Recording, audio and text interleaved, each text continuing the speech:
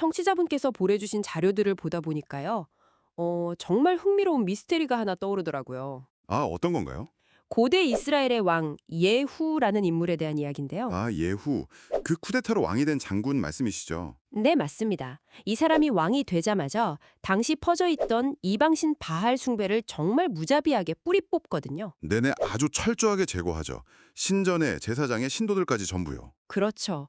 여기까지만 보면 와, 정말 대단한 종교개혁가, 거의 영웅처럼 보여요. 맞아요. 겉보기엔 그렇죠. 그런데 바로 거기서부터 진짜 퍼즐이 시작되는 겁니다. 어떤 퍼즐이죠? 그가 그렇게 철저하게 파괴했던 바알 숭배만큼이나 어쩌면 그보다 더 심각하게 당시 신앙을 오염시키고 있던 또 다른 우상이 있었거든요. 아, 바로 금송아지입니다. 근데 이상하게도 예후는 이 금송아지는 전혀 건드리지 않고 그냥 둬요. 바로 그 지점입니다. 한 종류의 우상은 정말 피를 보면서까지 없애버린 사람이 왜 다른 종류의 우상은 못 본 척했을까? 오늘 저희가 이 자료들을 바탕으로 예후라는 인물의 이 모순적인 행동 뒤에 숨겨진 그의 진짜 얼굴을 한번 파헤쳐 보려고 합니다. 네. 그 해답 속에는 정말 소름 돋는 정치적 계산, 그리고 어쩌면 한 인간의 비극적인 한계 같은 게 담겨 있습니다. 이야기를 시작하려면 역시 그가 왕이 되는 과정부터 봐야겠죠? 네, 맞습니다. 그는 이제 선지자 엘리사에게 기름 부음을 받고 쿠데타를 일으키죠. 그리고 정말 번개처럼 움직여서 당시 이스라엘의 왕 요람을 죽이고요. 근데 이스라엘 왕만 죽인 게 아니잖아요. 그렇죠. 마침 그를 방문 중이던 남유다의 왕 아하시아까지 둘 다 죽여버립니다. 하루아침에 두 왕국의 왕을 모두 제거한 거예요. 정말 대담한 시작인데 근데 왕을 죽이는 거랑 왕권을 완전히 장악하는 건 또 다른 문제잖아요. 완전히 다른 문제죠. 특히 그 이전 왕조 아합 가문을 따르던 세력들이 수도 사마리아에 아직 많이 남아 있었을 텐데요. 아들만 해도 70명이나 있었다면서요. 네, 맞습니다. 바로 이들을 처리하는 과정에서 예후의 진짜 모습이 드러나기 시작합니다. 어떻게 처리하나요? 여기서 그는 직접 칼을 들지 않아요. 대신 펜을 듭니다. 펜을요? 네. 사마리아를 다스리던 원로들, 그리고 아합의 아들들을 돌보던 후견인들에게 편지를 한 통 보내요. 그 내용이 아주 도발적입니다. 뭐라고 쓰여 있었는데요? 너희에게는 너희 주군의 아들들이 있고 병거와 말과 견고한 성읍과 무기도 있으니 가장 능력 있는 왕자 하나를 골라 왕으로 세우고 너희 주군의 가문을 위해 나와 싸우라. 와, 겉으로만 보면 정정당당하게 한번 붙어보자. 이거 완전 도전장이네요. 그렇죠. 근데 이게 사실은 함정인 거죠. 함정이요? 네. 그 편지를 받은 원로들 입장을 한번 생각해 보세요. 정말 피가 마르는 상황이었을 겁니다. 아, 여기서 우리가 아합의 아들 중 하나를 왕으로 세우면 예호에게 반역하겠다는 뜻이 되는 거고 그래서 그렇다고 가만히 있자니 그것도 이상하고 완전 진퇴양난에 빠뜨린 거예요. 와, 심리전을 건 거군요. 정확히 그 심리를 노린 겁니다. 이건 도전이 아니라 일종의 충성맹세 테스트인 거죠. 를 지키다 나와 싸워 죽을 것인가? 아니면 새로운 권력인 나에게 무릎 꿇고 충성을 증명할 것인가? 아, 선택을 강요하는 거군요. 네, 스스로 선택하게 만들어서 앞으로 벌어질 모든 일의 책임을 그들에게 떠넘길 밑밥을 까는 겁니다. 와, 그래서 그들의 선택은 뭐였나요? 뭐 예상대로입니다. 공포에 질려서 즉시 예후에게 항복의 뜻을 전하죠. 네. 그러자 예후가 두 번째 편지를 보냅니다. 너희가 정말 내 사람이라면 내일 이맘때까지 아합의 아들 70명의 머리를 베어 내게 가져오라. 세상에. 결국 원로들은 자기들 손으로 자기들이 모시던 왕자들의 목을 칩니다. 와, 자기 손에 피 한 방울 안 묻히고 가장 큰 정적들을 그냥 다 제거해버렸네요. 네, 근데 이야기는 여기서 끝나지 않아요. 더 무서운 장면이 나옵니다. 뭔데요? 원로들이 왕자들의 머리를 바구니에 담아 보내오자 예후는 그걸 성문 입구에 두무더기로 쌓아놓고 다음 날 아침 백성들 앞에서 연설을 합니다. 사람들 앞에서요? 그 머리들을 쌓아두고? 네, 이 연설이 정말 압권이에요. 근데 이렇게 말합니다. 여러분은 죄가 없어. 나는 내 주군을 배반하여 죽였지만 이 많은 사람을 죽인 자는 누구입니까? 이 모든 것은 주님께서 그의 종 엘리야를 통해 아합 가문에 대해 하신 말씀이 이루어진 것입니다. 와, 진짜 교묘하네요. 그렇죠? 나는 쿠데타만 일으켰을 뿐 아합 가문 전체를 몰살시킨 건 저기에 있는 원로들이다. 그리고 이 모든 건 결국 하나님의 뜻이 이루어진 과정일 뿐이다. 네, 책임을 완벽하게 분산시키고 회피하는 거죠. 자신은 왕시혜자라는 비난에서 한 발짝 물러나고 이 끔찍한 학살의 책임을 원로들에게 뒤집어 씌우고 동시에 이걸 신의 섭리라는 거대한 명분으로 포장해버리는 거잖아요. 맞습니다. 자료에서도 이 장면을 영화 내부자들에 비유하는데 정말 적절한 비유 같아요. 아, 그러네요. 뒤에서 모든 판을 다 설계해 놓고 정작 결정적인 순간에는 자신은 아무것도 모르는 척 마치 제3자인 것처럼 행동하는 모습. 예후는 단순한 장군이 아니라 정말 인간의 심리와 권력의 속성을 꿰뚫어보는 무서운 정치 전략가였네요. 바로 그런 인물이었던 거죠. 자, 이렇게 완벽한 시나리오로 왕권을 장악한 예후가 가장 먼저 한 일이 바로 종교 개혁입니다. 아합의 아내였던 이세벨이 들여온 바알 숭배를 완전히 청산하는 작업에 착수하죠. 네, 이 과정도 그의 성격을 그대로 보여줍니다. 아주 교활하고 잔인하죠. 어떻게 하는데요? 그는 내가 아합보다 더 열성적으로 바알을 섬기겠다고 선포해요. 그리고 전국의 모든 바알 제사장과 신도들을 모아서 큰 제사를 열겠다고 공포합니다. 아, 자기가 바알 신도인 척 연기를 한 거군요. 그렇죠. 그리고 모두가 신전에 모이자 군사를 풀어서 한 사람도 남기지 않고 모두 죽여버립니다. 신전은 부숴서 공중화장실로 만들어버리고요. 와, 정말 철저하네요. 여기까지 보면 정말 대단한 개혁 군주처럼 보이는데 네, 바로 여기서부터 우리가 처음 던졌던 그 미스터리가 시작되는 거죠. 당시 이스라엘의 신앙을 병들게 하던 문제가 바알 숭배 하나만 있었던 게 아니라는 것. 맞습니다. 자료에서는 이 둘을 명확히 구분해야 예후를 제대로 이해할 수 있다고 강조하거든요. 네, 어떻게 다른가요? 첫 번째가 방금 이야기한 바알 숭배입니다.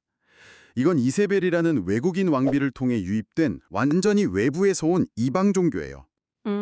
비유하자면 기독교 국가에 이슬람 사원이 들어선 것과 같은 정체성이 명확히 다른 종교죠. 예후가 제거한 건 바로 이 외부의 적이었습니다. 외부의 적. 그런데 두 번째 문제가 있었다고요? 네, 이게 훨씬 더 교묘하고 본질적인 문제였습니다. 바로 혼합 종교, 영어로는 싱크레티즘이라고 하죠. 혼합 종교요. 네, 이건 외부의 신을 섬기는 게 아니에요. 이스라엘의 신인 여호와, 야훼를 섬기기는 하는데 그 방식과 내용이 가나안의 토착 신앙과 뒤섞여서 완전히 변질되어 버린 상태를 말합니다. 아, 예를 들면 당시 백성들은 여호와를 섬기면서 동시에 아세라라는 가나안의 풍요의 여신상도 함께 숭배했어요. 심지어 아세라를 여호와의 아내라고 생각하는 지경에 이르렀죠. 와. 여호와 신앙이라는 큰 틀은 유지하고 있지만 그 안에 내용물이 이것저것 오염되어 버린 거군요. 정확합니다. 아, 그러니까 바알 숭배는 아예 다른 음료수를 마시는 거라면 혼합 종교는 원래 마시던 물에 온갖 이물질이 섞여 들어간 상태? 이렇게 볼 수 있겠네요. 네, 아주 좋은 비유입니다. 그리고 이 혼합 종교의 가장 상징적인 존재가 바로 금송아지였던 거죠. 금송아지요? 네, 원래 여호와 신앙의 핵심 중 하나는 보이지 않는 신이라는 개념이잖아요.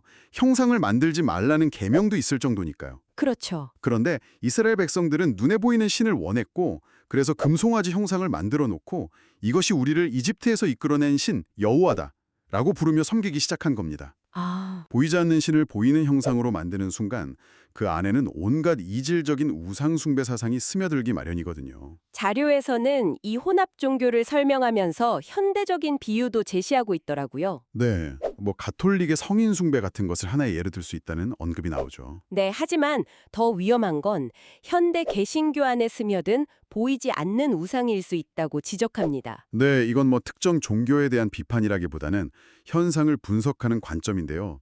자료의 논지는 이렇습니다.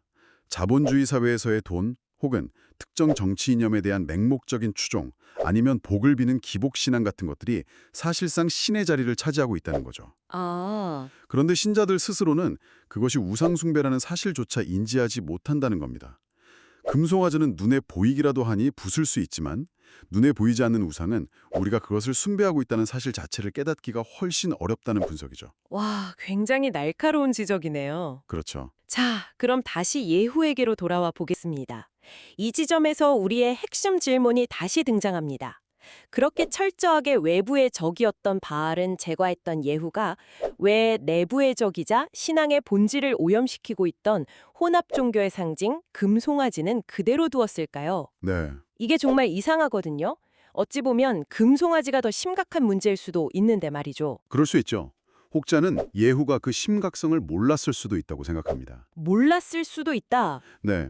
금송아지는 이미 여러 세대에 걸쳐서 이스라엘 북왕국의 공식적인 예배 시스템으로 자리 잡고 있었으니까요. 너무 익숙해져서 문제라고 인식하지 못했을 수도 있다는 가설이죠. 그럴듯하게 들리기도 하네요. 오랫동안 이어져온 관습 같은 거라면 문제의식 없이 그냥 받아들였을 수도 있지 않을까요? 하지만 그럴 가능성은 거의 없다고 봐야 합니다. 아, 그런가요? 왜죠? 예후를 왕으로 세운 선지자 엘리사, 그리고 그의 스승이었던 엘리야를 생각해 보세요. 이들은 평생을 바쳐서 바로 그 혼합 종교와 싸웠던 사람들입니다. 아, 맞네요. 그들은 바알 숭배만큼이나 금송아지 숭배가 여호와 신앙을 파괴하는 행위라고 끊임없이 경고했거든요. 그렇군요. 예후처럼 정치적으로 민감하고 정보에 밝은 인물이 자신을 왕으로 추대한 선지자 집단의 핵심적인 메시지를 몰랐을 리가 없습니다. 그는 분명히 알고 있었을 겁니다. 금송아지가 문제라는 것을요. 그렇다면 알면서도 일부러 남겨두었다는 거네요. 그렇죠. 그럼 남는 이유는 단 하나. 정치적 계산이 있었다는 결론에 이르게 되는데요. 정확합니다. 그게 바로 핵심입니다. 이 금송아지의 기원을 거슬러 올라가 보면 그 탄생부터가 철저히 정치적인 목적을 가지고 있었어요. 정치적인 목적이요? 네. 원래 통일왕국이었던 이스라엘이 솔로몬 왕 이후에 남유다와 북이스라엘로 분열되잖아요. 네. 그런데 유일한 공식 성전은 남유다의 수도인 예루살렘에 있었습니다. 아, 그러니 북이스라엘 백성들이 제사를 지내거나 절기를 지키려면 뭐랄까, 적국이나 다름없는 남유다의 예루살렘까지 가야만 했던 거군요. 바로 그겁니다. 북이스라엘의 초대 왕이었던 여로보암은 이게 아주 심각한 정치적 위협이라고 판단했어요. 위협이요? 네. 백성들이 종교적인 이유로 자꾸 남쪽으로 내려가다 보면 민심이 남유다로 쏠리게 되고 결국 자신의 왕권과 북이스라엘이라는 나라의 정체성 자체가 흔들릴 수 있으니까요. 아, 그래서 백성들이 굳이 예루살렘까지 갈 필요가 없도록 북이스라엘 영토 내에 베델과 단이라는 두 곳의 새로운 예배 중심지를 만들고 거기에 금송아지를 세운 거군요. 맞습니다. 여기가 우리의 성전이고 이 금송아지가 바로 여호와 하나님이다라고 선포하면서요. 바로 그거죠.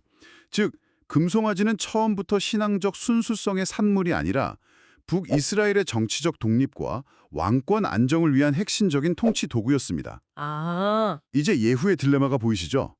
만약 그가 종교적 순수성을 위해 이 금송아지를 부숴버린다면 어떻게 될까요? 북이스라엘 백성들은 다시 예배를 드리기 위해 남유다의 예루살렘으로 향하게 될 거고요. 네, 그렇게 되면 예후 자신이 다스리는 북이스라엘의 정체성을 스스로 부정하는 셈이 되고 결국 초대 왕 여로보암이 걱정했던 것처럼 자신의 왕권이 위태로워지는 결과로 이어지겠네요. 그렇습니다. 예후에게 신은 믿음의 대상이 아니었던 겁니다. 아, 자신을 왕으로 만들어준 강력한 도구였을 뿐이죠. 도구요? 네, 그는 바알 숭배를 제거하라는 하나님의 명령을 이행했습니다. 왜냐? 바알 숭배 세력은 이전 왕조인 아합 가문과 연결된 자신의 정치적 적들이었고 그들을 제거하는 것은 자신의 권력을 공고히 하는 데 도움이 되었기 때문이죠. 네. 하지만 금송아지를 제거하라는 명령은 자신의 정치적 기반을 무너뜨리는 것이었기에 외면한 겁니다. 하나님의 명령을 자신의 정치적 유불리에 따라 취사 선택한 거죠. 와, 정말 충격적인 결론이네요. 그는 스스로의 뛰어난 전략과 결단력으로 왕이 되었지만 가장 중요한 시험대 앞에서 결국 자신의 권력욕을 신앙 위에 두는 선택을 한 셈이군요. 네. 눈에 보이는 외부의 적은 제거했지만 자신의 권력 기반과 깊숙이 얽혀있는 내면의 우상은 끝내 제거하지 못한 겁니다.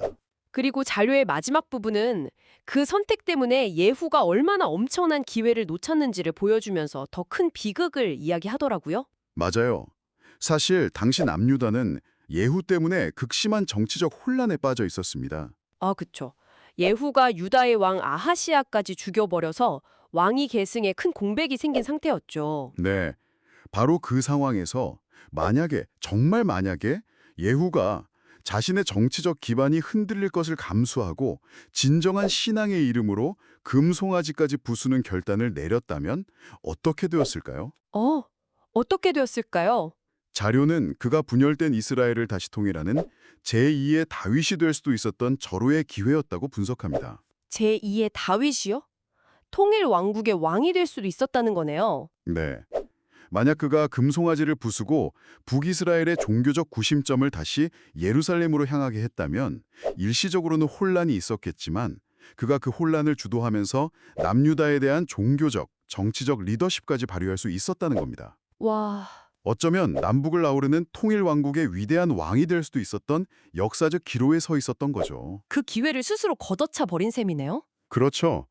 결국 그는 통일 왕국의 영웅이 아니라 그냥 북이스라엘의 수많은 왕 중 한 명으로 역사에 남게 되었고요. 자신의 권력을 지키려던 그 현실적인 선택이 역설적으로 그를 더 큰 권력과 위대한 유산으로부터 멀어지게 만든 거네요. 참 아이러니합니다. 정말 아이러니하죠. 예후의 이야기가 오늘을 살아가는 우리에게도 굉장히 묵직한 질문을 던지는 것 같습니다. 네. 우리 삶에도 예후의 바알처럼 이건 명백히 잘못되었으니 제거해야 한다고 쉽게 판단하고 행동에 옮기는 문제들이 있을 겁니다. 그렇죠. 하지만 동시에 예후의 금송아지처럼 이건 내 경력, 내 안정, 내 정체성과 너무 깊이 얽혀 있어서 문제인 줄 알면서도 차마 포기하지 못하고 타협하며 끌어안고 있는 것은 없을까요? 그러네요. 어쩌면 우리 역시 그 현실적인 타협 때문에 우리가 상상하지도 못했던 제2의 다윗이 될 수 있는 더 큰 기회와 가능성을 놓치고 있는 것은 아닌지 한 번쯤 깊이 생각해 볼 지점이 아닐까 싶습니다.